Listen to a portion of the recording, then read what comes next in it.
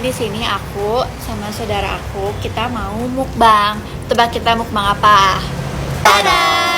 Jadi kita mau makan Bonca Beca Karnaga. Ini tuh enak banget dan aku udah beli berkali-kali karena tada! Ini dari 2 bungkus. Ini lumayan banyak banget, guys.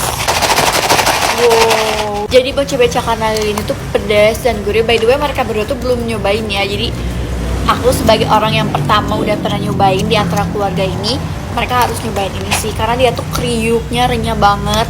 Jadi langsung aja kita cobain ini. Terus kita ASMR ya. Ini fix cemilan terfavorit aku yang bakal aku beli berkali-kali. Snack yang cocok banget buat kayak anak belajar karena murah banget guys. Ini cuma 4.500 tadi aku beli. Ini murah banget. Ya tuh rekomen banget deh. Mantap banget.